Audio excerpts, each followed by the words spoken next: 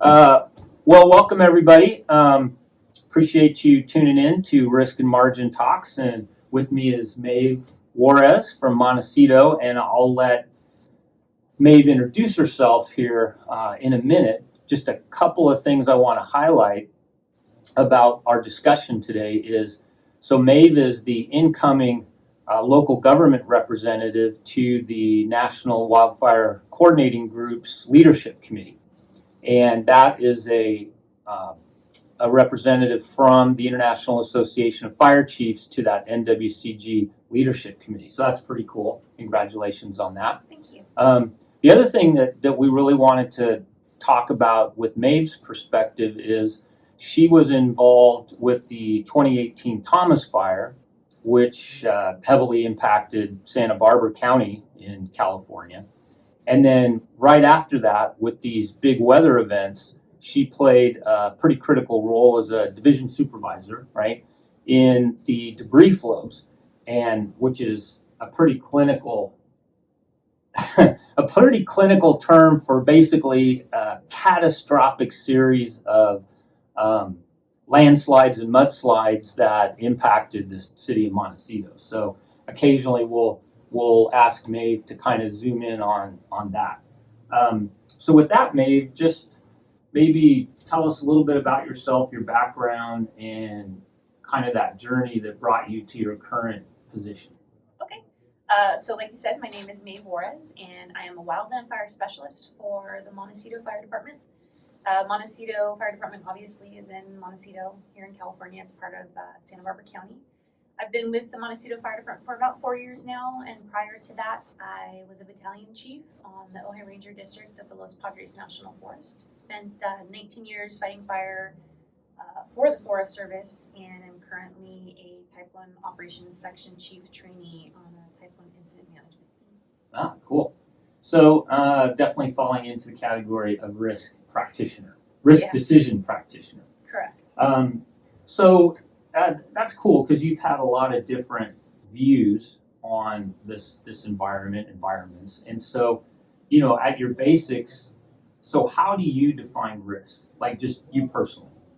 I would say for me, risk is the unknown, uncertainty about or implications of actions, something catastrophic happening, something dangerous, or something not going as planned. And do you consider yourself to be a risk taker?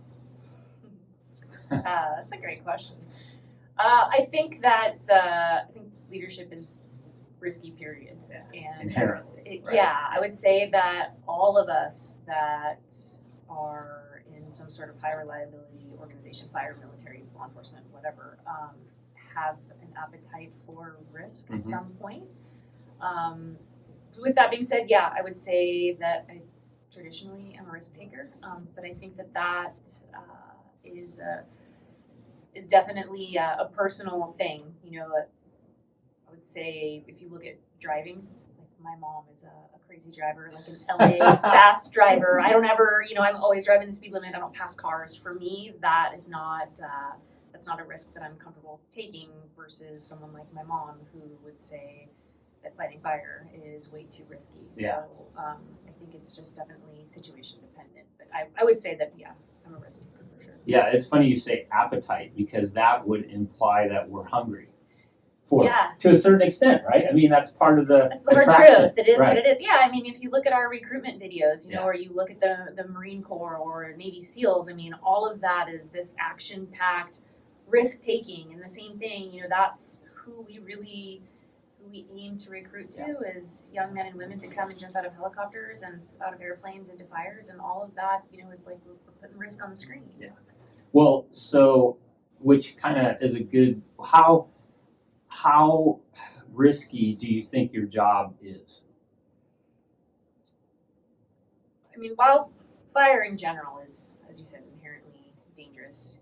It's a competition between humans and nature, and we're trying to bring order to chaos and come into a situation where we're trying to control an environment that is uncontrollable.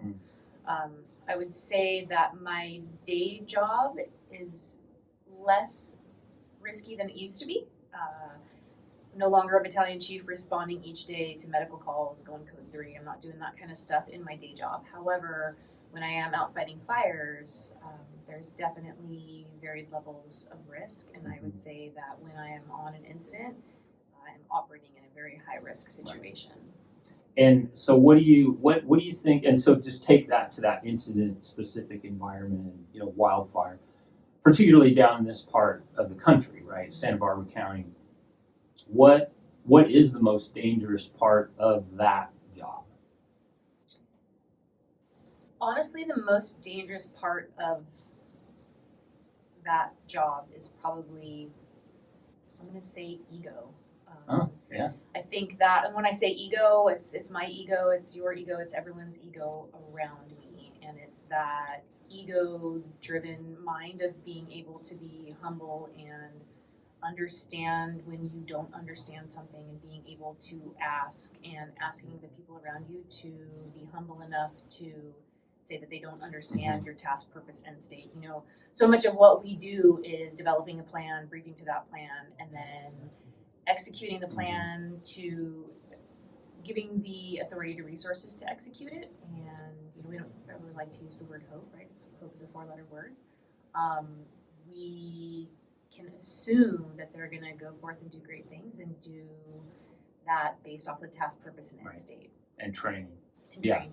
Yeah. So to me, that sounds like, we talk about, was there a difference in what you thought would be the riskiest part of the job versus what actually now to be the riskiest, or you believe to be the riskiest? And I'm guessing when you started, you didn't think ego was going to be the number one risk, right? No, not at all. When you first start as a young firefighter, you see these videos of plumes and helicopters and fire, and you're like, oh my gosh, that's these big flame links, and that's what you're thinking, right? Like, I gotta tuck my hair in my hard hat so my hair doesn't burn. Right. That's my big risk. And now looking back, and as your risk changes throughout your career, right? It's different each year because your responsibility changes. And yeah, I never thought about ego, nor did I ever think about something like independent action.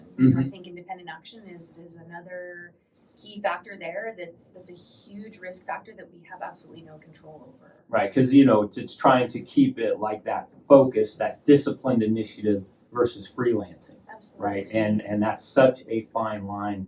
Yeah, and so obviously for wildfire, people outside have a really different view of that risk than say you do from the inside. But also, being that you're in a municipal fire department, basically, do you find that other people within the department that don't have the wildland background, does their concept of the risk, is that different than yours, or how does that compare to your concept of the risk? I think it's very different. My position is very unique in the sense that, I came over from the Forest Service. I work for a municipal department, but I don't do any of the traditional municipal functions. I don't go to structure fires. I don't respond to medical calls anymore. I strictly fight wildland fire. And then if there happens to be a debris flow or some other incident. Other incidents as assigned. Yeah. Where the ICS system comes into play. And it still relates, it's the same as incident management, right? Whether it's Hurricane Katrina or whether it's chickens in Puerto Rico or the spatial recovery, right? It's all incident command system, and it's all the same concept. But definitely what the folks on the floor view my position and my risk is very different than what it traditionally is, especially when I'm out on incidents with an incident management team. That there's different levels of risk, right? Like, you start out and you've got a tool and you're right there with the flames, and the risk is the fire, and then you progress a little further to a squad boss, and your tool is the radio, right? And so your risk is then maybe a spot fire below you, and then as you progress further up, now a lot of my risk is really more about community risk and operational risk, and really like the bigger picture of the incident and what societal risk, air quality control, all these other layers that a lot of times in your day to day you're just not thinking about. Yeah. Well, so taking that's really interesting. Because I want to talk about how you think people in your world perceive risk real time, how accurate that is. So let's take the difference between a wildfire, even a complex, fast-moving, Santa Ana-driven type of wildfire like you have here, but then take like that debris flow situation where that's not a normal thing. So what do you feel are the differences between how quickly you're perceiving the risks unfolding real time in those two different environments? The guys make fun of me all the time because I'm always referencing the OODA loop. OODA loop, Apparently I'm favorite breakfast old. cereal. I am old because I talk about the OODA loop. The OODA loop. But it really is. It's just that observe, orient, decide, act. It's that constant loop that we all run on, and we don't talk about it. We don't, we're not saying, oh, how's your OODA loop today? Mm-hmm. It's not one of those conversation pieces. Well, and I do. Yeah, I'm old. That's why we're on the risk and margin channel talks. It's the appetite for risk. But it's that feed, and I will say that we've had a lot of discussions about the debris flow specifically. I was hired for my wildland fire background, and when I was hired, there were several discussions with the chiefs and I about, are you going to be okay with stepping down, and you're not going to have collar brass, and you're not going to be involved in these decisions. And when it came time to function in a role where everything around me was falling apart and no one had slides for an instant like that. That's not something that you can train for. But the thing that I fell back on was my training, and what I do know how to do is anchor and flank. And obviously that doesn't pertain to a debris flow, but in my mind, that's the way that I was able to. But organizationally, it does, right? It does, absolutely. Because one of the things, and I'll skip ahead a little bit. We talk about how do we create margin. So you have the things you're used to doing all the time. So you got your little bag of tools and tricks, right?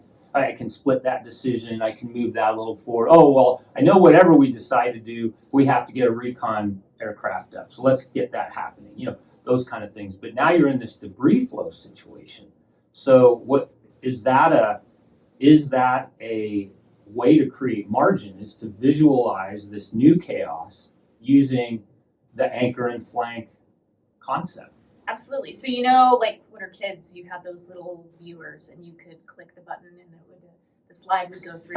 So there's nobody watching this I know that's gonna have any. I get it. Thank God. You can probably get it on eBay. It's probably really expensive. I vividly remember standing there, and my mind was like clicking through, trying to find the slide that fit. And there was no slide. I would go through and go through and go through, and so it's like, okay, now I'm at the end, so I'm going to create a new slide. Nothing pertains, but I do know how to do this, and so I'm going to make this skill set that I do have fit here, and we're just going to make it fit. And when I gave my initial briefing to the few resources that I had, and one of the things that I said was like, I don't know what's happened here. I don't really understand what's happening, but what I do know is that we need to start somewhere, and that's what we're going to do. Is we're just going to start somewhere, and we're going to keep chunking away at the places that we can make a difference, and then we're going to go from there. And each time we'll just keep coming back, and we'll reevaluate. And if someone else has a better idea, I'm out of my element, you're out of your element. I'm going to be the division. If you have a better idea, please tell me, and we'll come up with a system together. So you could take this huge unknowns, and you can create one known in that ocean of unknown, an island, and then you can just start working. Yeah, you chunk it down. It's like it's a terrible reference, back to my wildland days of burning piles. You're just chunking it down, and I compartmentalized it into different things so that we could move on from this and then move to the next call where we were most efficient. Yeah. Well, so, and let's say if either on the Thomas fire or in the debris flow, or if nothing comes to mind, either something in your experience before, but a time when you realize your risk profile just changed like that. Like, you thought everything was going good, and then you just got the water hammer of adrenaline, realizing like, oh man, this is bad. Yeah, there were several. I'm a mom, so I've had several of those moments. I'll start there. That does apply, yeah. Yeah, but yeah, during the debris flow, I had that realization several times. One time specifically, there was so much going on, and during a lot of the rescues, there was one civilian who continuously kept coming up to my vehicle and saying, "There's a guy stuck in the tree and he's hypothermic." And I kept saying, "I can't get to him. I tried to send the engine there. The roads are all washed out." At one point, he said, "I can show you a back way." I said, "Fine." And I was just trying to play. Just to get him off my back. I followed him down, and when I got out of my vehicle and looked around, and I could hear the cries for help coming from every direction. And I realized in that moment that we needed to shift gears, and I had to bring my resources down. And I remember getting on the radio with the branch director at the time and asking him to just send every available aircraft that could possibly come to Montecito, and we just needed to start hoisting people out. Looking around at the sea of mud, really tried to just come up with a quick game plan before the guys showed up. When they got there, briefed them and said, "I know that this is an uncomfortable situation, and if you guys don't want to do it, totally understand, but we got to come up with a game plan."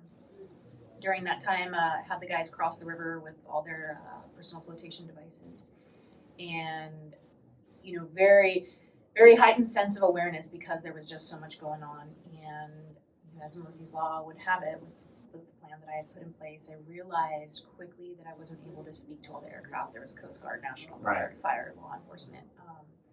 So just like I did on a wildland fire, I picked the one helicopter that I could talk to and asked him to basically play air attack, and came up with a common verbiage and a common knowledge. And then at one point, the National Weather Service came over and made an announcement that another big band was coming. And so I had to make a quick determination. I talked to the captain. A storm band. A storm band, yeah. And I knew that it wasn't safe to stay in there, and there were still, hundreds of people ask Ryan for help and on rooftops and stuck in trees. And so we made the decision to pull those guys out of there. Unfortunately, two of my firemen, because of the rain, their radios had been trashed and we didn't have communications with them. I knew the rain was coming quickly and I had to get those guys out of there. So I told the engine captain of the patrol to go to the golf course and that I was going to stay there until we could get those guys off the rooftop. All of the helicopters said that they had to go back to base. They were all taking on too much water. We did actually end up damaging one of the helicopters that had to make an emergency landing. I was able to get one helicopter to agree to pull my two firemen off the rooftop. In that moment, I realized that I couldn't stay in my vehicle, and I knew that it was a risky decision. And so I saw a house that had a high fence, climbed the fence and scaled up onto the roof and ran operations from the rooftop. Just thinking that when the next band comes through, it was probably going to take my vehicle on that street out and maybe I could ride it out on the rooftop. Luckily, that one helicopter agreed to take those guys. They were able to hoist them out, and we were able to get to a safe area before we come back. But yeah, I mean, there's, all of us have an internal risk assessment that we do. You can check off all the boxes and feel that you're okay, or maybe you can't check off all the boxes, and those are just those moments where you have to think about, that term of, is the juice worth the squeeze? Right. And in that moment, to me, the juice was worth the squeeze. Yeah, and I mean, at a certain point, it can't be, right? Because you leave all those people, but the reality is if rescuers become victims, you've now made the problem infinitely worse, right? Yeah. And so this is all happening. So, and I want to talk a little bit more about risk versus gain, but in order to decide that, you have to have your language of how you talk about risk. So how, how do you talk about risk with the people that you work with? And how are you talking to yourself about risk internally? We have so many checklists and guidelines, the 10s and 18s, LCS, downhill checklist, the list goes on and on. I think that we're always talking about risk. Like I said, we don't call it that necessarily. Just simply getting on to the morning weather call, or 6 minutes for safety, or accident analysis, or even just our briefing and talking about the what ifs. One of the things that I talk about a lot is I think that relationships are a huge key to successful missions, and I really rely on hotshot superintendents to constantly shoot holes in my plan, and I want those guys to feel comfortable coming to me and saying, this is what I see, so that we can talk about those what ifs. What if the wind shifts? What if we don't get aircraft? What if this happens? And those are all those things that I really want to talk about in advance, so that everyone's talking about it, so when it does happen, we've already come up with a plan. Right. And so, and internally, are you using that same language, or do you have your own Maeve speak, going on in there? I definitely am known for my own Maeve speak. Yes, yes. Yeah, I mean, I think we all do, right? I think you have a MARC checklist, and I think that checklist is so different for everyone because maybe I feel comfortable, maybe going, for an example, people always say, oh, we don't fight fire, we go doing downhill on fire, right next to a chimney or a chute. But I have a checklist and I've checked those things off and I have mitigations in place and I feel comfortable with that. But maybe someone else wouldn't feel comfortable with that based off of their experience or doesn't know what's on your checklist. Or doesn't know, right? And their perception is different. And so it's and that's why risk is so tricky because it's so different for everyone. Yeah, and so ultimately though, as a leader, you're the one that makes that, like you were talking about with the rescue, the firefighters versus having to leave people that needed help. You have to make that risk versus gain calculation. Yeah. So, you've already talked a lot about what goes into that calculation, but what are some of the ingredients of your formula that you use when your algorithm to come up with that decision about risk versus gain? It's that viewfinder that I talked about. It's those slides. It's my experiences. I've been here before. I've smelt this before. I've felt this before, and this is how I did it. And one thing is,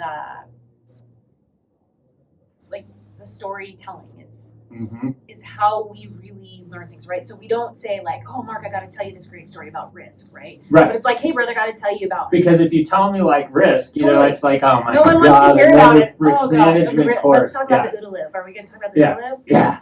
No, but it's like, hey, I got to tell you about this team, man. They wanted us, they kept pushing us to burn, and they kept pushing us to burn, and we kept saying no. And I scouted it. I sent my captain out to scout it, and Josh scouted it, and this guy scouted it, and we all felt the same, and they kept pushing us until they finally got another crew to come in and do it. And those guys did it. And that whole conversation is about risk. We're not saying it's about risk, but that's that like risk avoidance. It's transfer of risk. It's all these things in one story. Because while you're telling me that story, in my mind, I'm thinking like, man, I would have told that guy to insert expert up here, and do what. But then you find out it's not as easy. It's not. Because other nuances come out from the person telling the story that you're like, oh, geez, I didn't think about that. Yeah, but that whole conversation is really about risk. And like I said, risk is not a sexy term, so we're not calling it that, but we're talking about it all the time without calling it that. Yeah. Well, you talk about stories and storytelling. One of the interviews we did earlier with a Orange County division chief, Barrick Hunter, he talked about how with stories, so many of the stories are now online, like in YouTube videos or other kinds of things. I mean, have you noticed that happening? I haven't, no, personally, no. I mean, I know it's there. Wildland's a little more face-to-face oriented. Wildland is definitely, I mean, obviously in this day and age, we're moving more to virtual platforms and really trying to go that way. But I think in the wildland community is very different from the municipal community. And one of the very kind of stark differences is on a wildland fire, you have a day job, right? Maybe you are an engine captain or a hotshot superintendent. But when you're on the fire line, it's not about your day job. It's not about how many bugles are on your collar. It's about whatever ICS position you're holding. Right. And so the conversations are a little bit different, and the storytelling is a way of that informal and informal ways of doing things, and that's passed down from generation to generation. Earlier we were talking about Mark Linney, and legendary hotshot superintendent down here from Los Padres. Yeah, and like the stories from him, and you said something to me once, Mark, that I repeat to people all the time is, and I'm paraphrasing, but you can only learn to swim from YouTube so much. Eventually, you got to get into a pool. And it's like, there's no replacement for experience, but every time one of those guys has told me one of those stories, you can guarantee I've cataloged it into my brain, and when I'm clicking through that binder trying to find the slide that fits, I've got Mark Linney and Stan Stewart and those guys, and those stories that they told me and the things that they passed on to me are still part of my decision making. Yeah, for sure. So last thing, you talked a little bit before about like freelancing versus sort of the disciplined initiative concept. So what in your mind is the difference between working to be compliant, with some kind of safety checklist or something like that, versus working to, just increase margin and increase resilience in what you're doing? So that's a really, there's many layers to that question, and that could be a whole episode on its own. There's a function on incident command teams called the safety officer, and in the operations world, we work very closely with that safety officer, and those are the types of discussions that we have often. And really, so much of, I think all of it comes back to situational awareness. And there's policies, there's procedures, there's checklists, and then there's doctrine. And, I don't think that we could ever have a policy necessarily in place, and I don't think that we should, that could account for every factor. And really, it's about setting that doctrine and setting that leader's intent and the end state of what you want it to look like. Because in my role, and I try to explain this to my friends and family that aren't in fire. If you think about those old episodes of MASH, when they picture my job, they think like, oh, I saw on CNN the helicopters in the fire. And it's like, no, I'm actually in a yurt, and I have no windows, and I can't see the fire, and I have a map, and I have a radio to my ear, and I'm making these huge high-level decisions, and I'm really basing those decisions on my operators and the story that the picture that they're painting for me. And those are the guys at the tip of the spear, and it's really giving them the ability to make those quick minute decisions without having to ask for permission. And so I think that by always having a clear kind of leader's intent and end state, we can abide by those policies, and we can abide by doctrine, and we can abide by those checklists. But like when you think about the experiences on the debris flow, there was no Right. checklist, there was no policy, and really my ability to be successful in a scenario like that was working for a department where the chief said, I'm always going to have your back, and here's the policies, and here's our procedures, but at the end of the day, here's the end state, and here's what I want it to look like, and however you need to get there is how you need to get there, and I'm always going to protect you on that. That's awesome. Well, now you know why she's going to the leadership committee. Well, Maeve, thank you so much. Awesome talk. I really appreciate it. And we'll see you all next time.